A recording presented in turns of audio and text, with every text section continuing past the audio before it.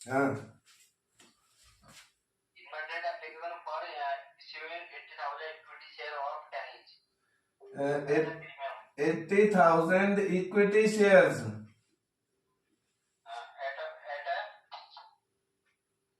At the rate कितना है? 10 रुपए का एक है, 100 का एक है? 10 ईच। 10 ईच। प्रीमियम भी है 4 रुपए का। ठीक हो गया, ठीक हो गया। मेरे को एक डिब्बा बना लेने दो जरा। हाँ, ये टेबल बनानी सीख गए तो शेयर का कोई क्वेश्चन नहीं बचेगा तुमसे।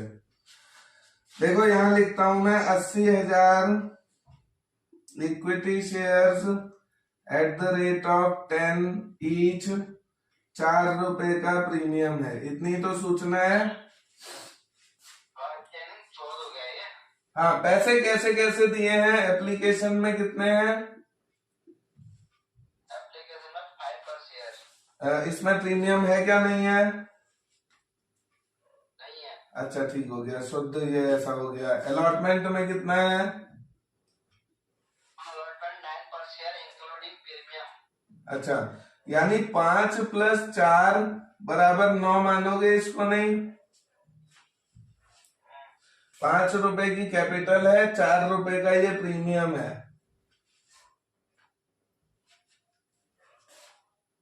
तो इस 5 की कैपिटल है, ये कैपिटल की अमाउंट है ये 5। तो 5 यहाँ और 5 यहाँ, 10 हो गए। अब आगे मांगा भी नहीं होगा।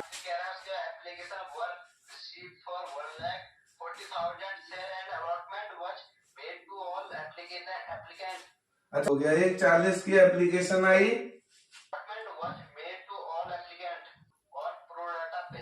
प्रो राटा बेसिस, ठीक हो गया।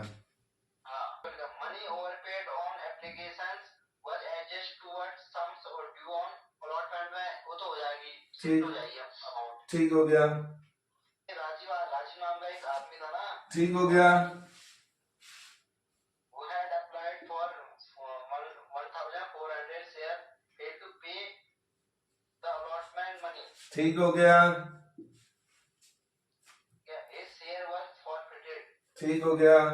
Later on, these forfeited shares were issued at ₹9 per share as fully paid up. पर शेयर फुल्ली पेड अप, ठीक हो गया।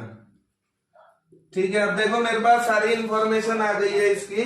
अब इसको सॉल्व करते हैं। देखो कहते हैं ना, देखो ये राजीव के जो ये शेयर्स दे रखे हैं ना, ये अप्लाइड है, अप्लाइड शेयर्स।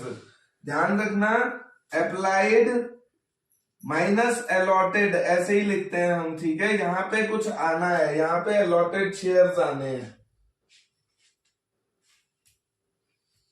इसने अप्लाई तो 1400 किए हैं, लेकिन इसको 1400 मिल थोड़ी गए, मिले कितने हैं इसको वो निकालने पड़ेंगे हमें। वो कैसे निकालेंगे? प्रोराटा से निकालते हैं। आई बात समझ में? प्रोराटा का शेयर देखो यहाँ कितना है, 1,40,000 को सबको 80,000 देके प्रोराटा निपटा दिया इन्होंने ना।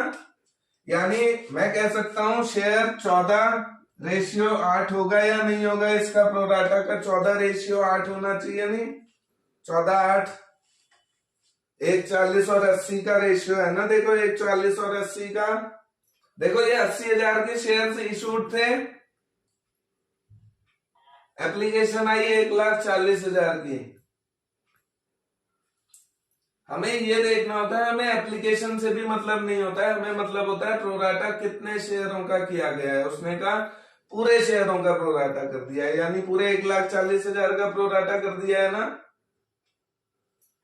तो रेशियो आपका 1,40,000 रेशियो 80, 1,40 वालों को 80 दिया है, ठीक है। तो ये रेशियो बन गया आपका।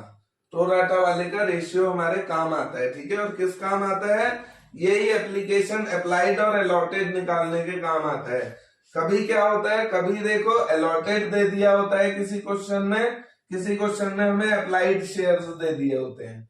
भाई हमें क्या करना है, देखो अप्लाइड पहले लिखना है, फिर अलॉटेड लिखने हैं। क्यों? अप्लाइड होते हैं ज्यादा, अलॉटेड होते हैं कम। तो हमेशा ज्यादा जो अप्लाइड है वो पहले लिखो, अलॉटेड बाद में लिखो। आपको अगर अलॉटेड दे रखे हैं तो यहाँ पर लिख दो, यहाँ गोला मार दो। अगर ये दे रखे हैं तो यहाँ गोला मार दो।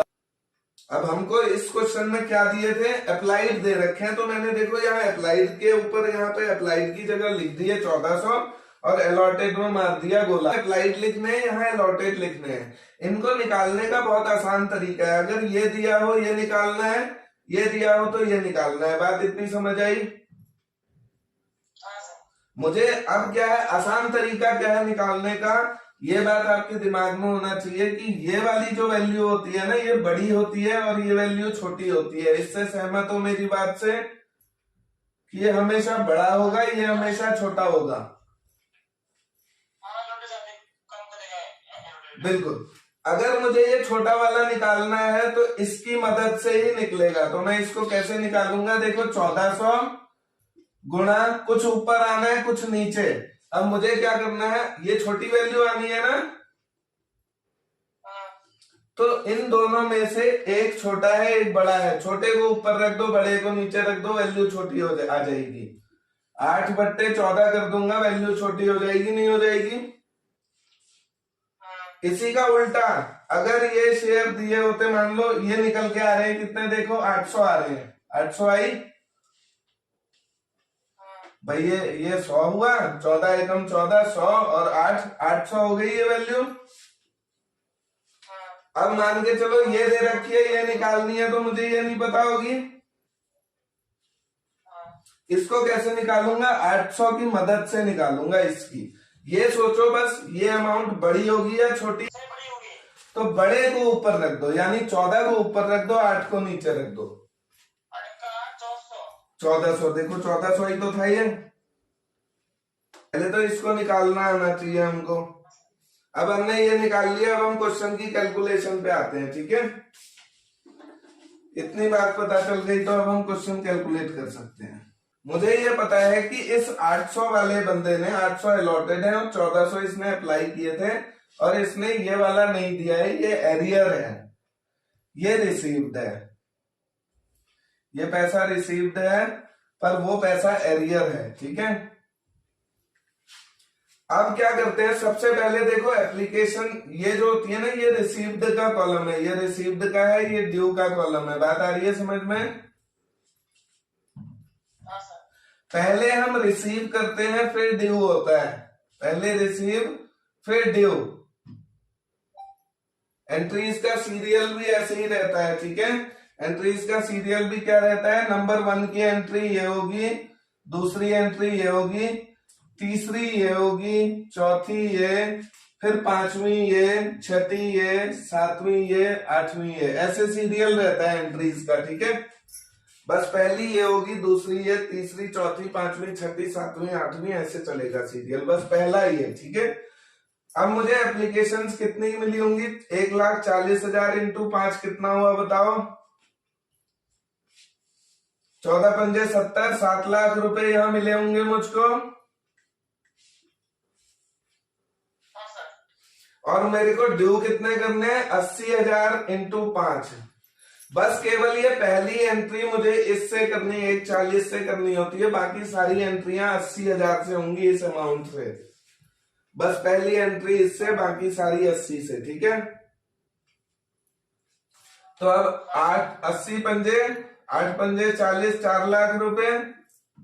ये क्या है, ये शेयर कैपिटल है। ये क्या है, ये शेयर कैपिटल, SC लिख दिया मैंने इसको, ये शेयर कैपिटल है, 5 रुपए की कैपिटल। बचा कितना पैसा, देखो 3 लाख और आना चाहिए, अभी तो 7 लाख पूरा होगा। तो ये पूरा का पूरा ना, यहां मैं अलॉटमेंट लिख देता हूं, देखो, क्योंकि ये अलॉटमेंट में एडजस्ट होना है आगे। आगे जो पैसा मिलना है ना, उससे ये काटा जाएगा 3 लाख रुपए। अब मुझे इतना करने के बाद ना, इसको ड्यू भी कर सकते हो तुम। इसका ड्यू कितना होगा, देखो 80 इंटू 5, 8 पंजे 40, 4 लाख से ये शेयर कैपिटल ड्यू हो जाएगी। और 8 चक्को 32, 3,20,000 से सिक्योरिटी प्रीमियम ड्यू हो जाएगा। ये प्रीमियम है, 3,20 की प्रीमियम है, 4 लाख की शेयर कैपिटल है। क्लियर है? अब जरा इस राजीव पे आ जाओ। ये जो डिफॉल्टर था ना, इस डिफॉल्टर को समझो। पहले डिफॉल्टर को क्या समझना है, इससे एप्लीकेशन में पैसा कितना मिला होगा। देखो 1400 रुपए के हिसाब से 5 मिला होगा या नहीं। एप्लीकेशन इसने अप्लाई 1400 किए थे ना, तो 14 पंजे 70 इसने हमको दिए होंगे। ये 7000 रुपए रिसीव्ड होंगे इससे या नहीं हुए होंगे। अब मेरे को यहाँ इसको अलॉट कितने करने हैं, यहाँ तो मुझे 800 ही अलॉट करने हैं। तो 800 से इसका हिसाब होगा। जैसे मैंने कहा ना 1,40,000 से एक ही बार एंट्री होगी, यहाँ भी बस पहली एंट्री जो है 1400 से होगी, बाकी सारी 800 से होंगी। पहली 1400 से, क्योंकि एप्लीकेशन मनी है, ये बिना इसके अप्लाई नहीं होता है। कि अगर ये एरियर है, ड्यू है, तो इसको पूरे 9 रुपए से एंट्री करो, यानी कैपिटल से तो करो ही करो। और 4 रुपए की प्रीमियम के लिए भी चिल्लाओ कि नहीं दी है इसने 4 रुपए की प्रीमियम। बात आई समझ में? और अगर यही एंट्री रिसीव की होती ना, अगर ये रिसीव की एंट्री होती तो मैं केवल 5 से एंट्री करता, 9 से नहीं करता। केस में, प्रीमियम वाले केस में जब एरियर होगा तब प्रीमियम मिला के 9 से एंट्री करोगे, 9 से पैसा निकालोगे। बात आ रही है समझ में? लेकिन अगर ये रिसीव्ड होगी ना प्रीमियम वाली, तो आप खाली कैपिटल से 5 रुपए से एंट्री करोगे। ठीक है? तो अभी की कंडीशन में आपकी एंट्री आपको किससे करनी है? ये एरियर है, बताओ जरा। बताओ इसको मैं कितने से गुणा करूं, 9 से या 5 से? एरियर है, जब ड्यू होता है, ये एरियर होता है, तो 9 से करेंगे। ध्यान रखना, बार बार सुनना, ये बहुत इंपॉर्टेंट बात है कि जब ये ड्यू होगा तब आप 9 से इसको एंट्री करो, और जब ये रिसीव्ड है तो इसको कुल 5 से एंट्री करो। रिसीव्ड के केस में प्रीमियम का नाम नहीं लेना। बात समझ आ रही है? एंट्रियां भी अभी बताता हूं, पहले अमाउंट बहुत इंपॉर्टेंट है। यहां अमाउंट कितना आएगा अगर ये एरियर है तो? 800 शेयर है। देखो 800 शेयर इंटू 9 से 8 नम 7200 रुपए आएगा, नहीं आएगा यहाँ? और अगर यही एंट्री रिसीव्ड होता है, ये अमाउंट अगर कहते कि अलॉटमेंट दे दिया है, कोई आगे की कॉल डिफॉल्ट करी है ना उसने, first call second call default करी है, तो 8 पंजे 40, 4000 आता है यहाँ। इससे क्लियर हो? अब 7200 आना है, तो 7200 में देखो कुछ अमाउंट इसका ना एडवांस पड़ा है मेरे पास। कितना एडवांस है बताओ यहाँ? 1400 के हिसाब से उसने 5 रुपए दिए थे, और 800 के हिसाब से ही 5 रुपए उसके काम के हैं। बाकी 600 शेयर के 5 रुपए, 6 पंजे 30, 3000 रुपए यहाँ एडवांस नहीं है। 800 और 1400 का डिफरेंस 600, और इसका 5 रुपया एडवांस है। देखो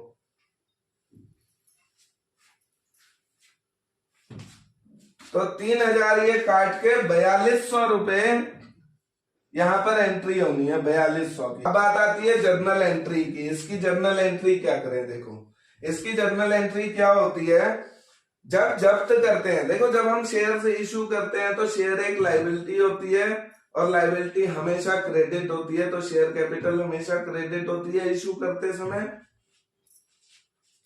लेकिन जब जब्त करते हैं तो यही शेयर कैपिटल जो है डेबिट हो जाती है। इससे सहमत हो शेयर कैपिटल के डेबिट होने से? और अब बताओ मुझे प्रीमियम एंट्री में आएगी या नहीं आएगी? मैंने यहाँ ये कैसे पता चलेगा कि प्रीमियम एंट्री में डालूं या नहीं डालूं? किसी एंट्री में आपको प्रीमियम मिलेगी, यहाँ किसी एंट्री में प्रीमियम नहीं मिलेगी। इस एंट्री में प्रीमियम होगी। क्यों होगी? क्योंकि मैंने इस 800 रुपए को ना पूरे 9 से मल्टीप्लाई किया है, 4 इसमें शामिल है। प्रीमियम का है या नहीं है? बिल्कुल प्रीमियम डेबिट होगी। क्यों डेबिट होगी? आपको ये भी बात समझ आ गई होगी। Premium debit. बात आती है अमाउंट पे। शेयर कितने थे? 800 शेयर। 800 शेयरों की कैपिटल 10 रुपए की, तो 8000 रुपए डेबिट हो गए। और 800 शेयरों की 4 रुपए की प्रीमियम है, 8 चक्को 3200 रुपए, ये भी डेबिट हो गया। 2 क्या करें? 2 शेयर फॉर फ्यूचर अकाउंट और टू अलॉटमेंट अकाउंट। फॉरफीचर में कौन सा पैसा आएगा ना, जो रिसीव्ड का जितना अमाउंट रिसीव्ड है बस वही जब्त हो सकता है। ऐसा आप गाड़ियों में भी करते हो। देखो जब हम गाड़ी लोन लेते हैं ना तो हम कुछ मार्जिन मनी जमा करते हैं, और अगर हमारी गाड़ी खिंच गई उस कंडीशन में हमारा कौन सा पैसा जब्त हुआ, जो हमने दे दिया है, पेड अमाउंट ही जब्त होता है। जो दिया ही नहीं है वो क्या जब्त करेगा, वो जितना दे दिया है वो जब्त है। तो यानी यहाँ 7,000 रुपए जब्त दिख रहे हैं या नहीं, 7,000 रुपए से शेयर फॉरफीचर को क्रेडिट कर दो, जो ये रिसीव्ड कॉलम है, और अलॉटमेंट में आ जाएगा 4,200 रुपए। देखो एंट्री मैच हुई या नहीं हुई, देखो 8,000 और 3,200 11,200, और उधर देखो 7,4 11,200। सर इसमें एप्लीकेशन और अलॉटमेंट दोनों मनी फॉरफीचर होगी क्या? खाली एप्लीकेशन फॉरफीचर होगी, एप्लीकेशन। अलॉटमेंट तो दी नहीं है इसने, एरियर है अलॉटमेंट तो। अगर ये दिया होता, देखो होता ना, एप्लीकेशन भी होती, फर्स्ट अलॉटमेंट भी होती और फर्स्ट कॉल भी होती इस बंदे की, और फर्स्ट कॉल इसने नहीं दी होती, ये दो दे दी होती, तो ये दोनों जब्त हो जाएंगे। जो दिया हुआ है वो सब जब्त हो जाएगा, ये डिब्बा भी जब्त, वो डिब्बा भी जब्त। और इस लाइन में जितनी अमाउंट है ना, 3-4 अमाउंट है, वही एंट्री में काम आती है। तो देखो अब ये रीइशू भी किए हैं इसने, रीइशू की एंट्री क्या होगी, देखो रीइशू की एंट्री क्या होगी, और कैपिटल रिजर्व कैसे निकालेंगे, देखो यही एंट्री करता हूं इसके ऊपर, इसकी रीइशू की एंट्री। रीइशू की एंट्री होगी तो पैसा आएगा मेरे पास, बैंक अकाउंट डेबिट होगी, बैंक अकाउंट डेबिट, और बीच में ना यहाँ शेयर फॉरफीचर अकाउंट भी आता है, डेबिट होता है टू शेयर कैपिटल। और ये जो शेयर फॉरफीचर है ना, ये कभी आता भी है और कभी नहीं भी आता है, ये कैलकुलेशन पे डिपेंड करता है, ठीक है। अभी बताऊंगा कैसे आएगा। यहाँ पर इसने कहा था 9 रुपए के हिसाब से 1400 शेयर सारे रीइशू हो गए थे ना, 9 रुपए के हिसाब से, तो 1400 इंटू 9 कितना हुआ बताओ जरा, 12,600। इंटू 9 12,600 हुआ। और इसने लैंग्वेज क्या कही है क्वेश्चन में, इसने कहा है all the shares were reissued at the rate of 9 पर शेयर, फुल्ली पेड अप का है ना, उस फुल्ली पेड अप का मतलब है शेयर कैपिटल पूरे 10 रुपए की है, फुल्ली पेड का मतलब शेयर कैपिटल पूरे 10 की है, तो 1400 इंटू 10 14,000 आना चाहिए शेयर कैपिटल के क्रेडिट में। तो ये जो बैलेंसिंग फिगर आई है ये कितनी आई है, देखो ये 1400 रुपए आई है, ये 1400 रुपए शेयर फॉरफीचर हो गया डेबिट। अब कैपिटल रिजर्व में मेरे को ना कुछ पैसा ट्रांसफर करना है। शेयर कैपिटल देखो, शेयर फॉरफीचर यहाँ जब्त कितना हुआ था, 7,000 रुपए जब्त थे, यहाँ पे देखो 7,000 रुपए फॉरफीचर की एंट्री में 7,000 जब्त हैं, क्रेडिट हो चुके हैं 7,000 रुपए, जिसमें से 1400 तो डेबिट हो गए हैं। 1400 देखो, 7,000 शेयर फॉरफीचर क्रेडिट था, इसमें से 1400 तो डेबिट हो चुके हैं। अब और कितने डेबिट होने रह गए हैं शेयर फॉरफीचर, और कितना डेबिट कर दूं कि अकाउंट मैच हो जाए, 6,000 5,600 रुपए। 7,000 में से 1400 घटाओ 5,600 रुपए,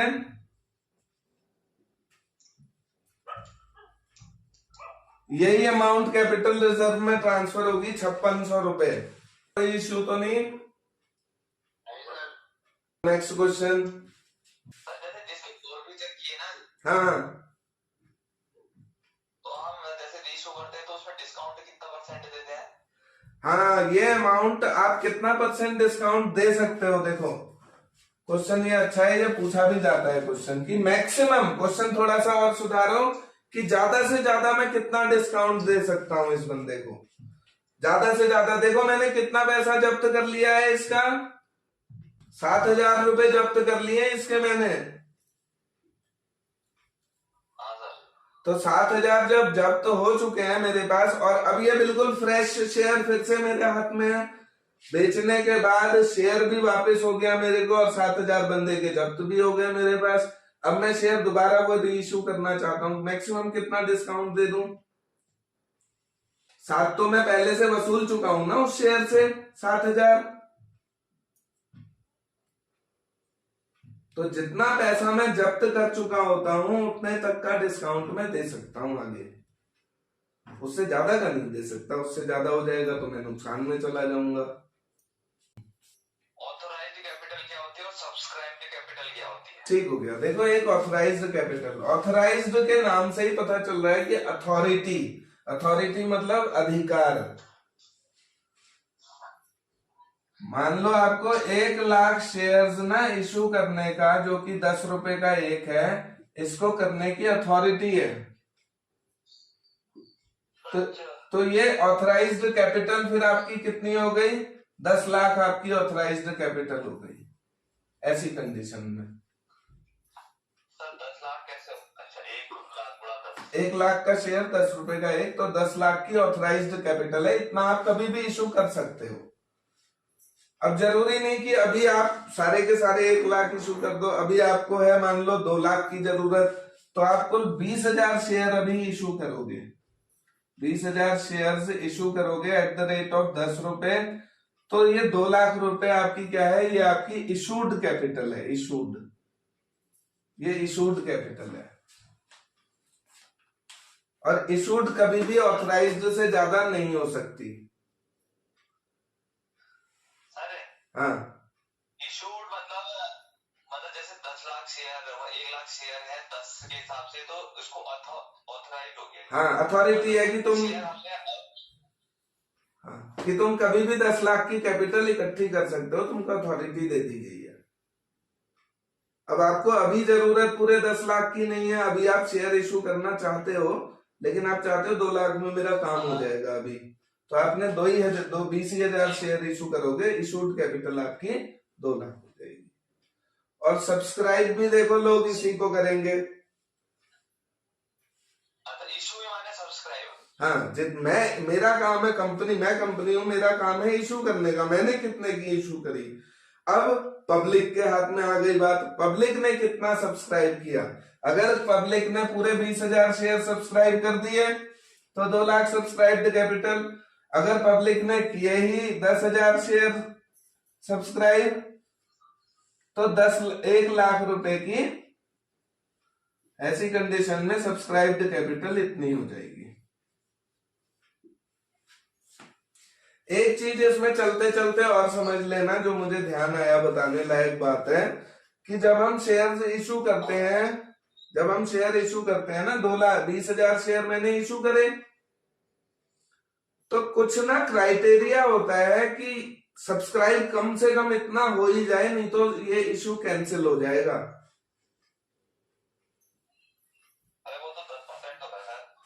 90% तो सब्सक्राइब हो जानी चाहिए, यानी 20,000 शेयर्स अगर इशू है तो इसका 90%, 18,000 अगर शेयर्स इशू हो गए तो ये सक्सेस हो गया इशू। अगर 18,000 नहीं हो पाते हैं सब्सक्राइब ना, तो ये पूरा इशू कैंसिल हो जाता है और पब्लिक को पैसा वापस करना पड़ता है। ध्यान रखना, 90% अमाउंट कम से कम सब्सक्राइब हो जाना चाहिए, नहीं तो इशू कैंसिल हो जाता है। इससे बचने के लिए ना कंपनी एक अंडरराइटर को अपॉइंट कर लेती है। अंडरराइटर वर्ड आएगा, आपको सुनने मिलेगा, अंडर राइटर्स कमीशन, सुना होगा आपने, अंडर राइटर्स कमीशन।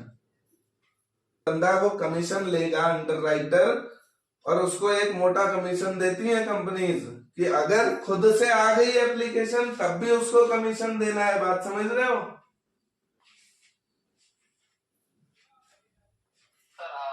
एप्लीकेशन अगर खुद से पूरी 18,000 आ गई ना पब्लिक से, तब भी उसका कमीशन डिसाइडेड है कि भैया ये 2 लाख तेरे को हमने देंगे तो देंगे, भले ही हमारी खुद से आ जाए, भले ही तुझे पूरी करनी पड़े, 2 लाख तेरी कमीशन है।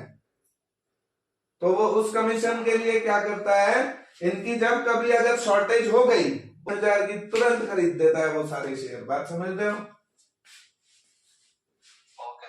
तो इसको हम अंडरराइटर कहते हैं। कभी कहीं ऐसी बात दिमाग में क्वेश्चन में आने वाली हो अंडरराइटर कौन होता है ऐसा कुछ, तो ये बात ध्यान रखना अंडरराइटर का गेम।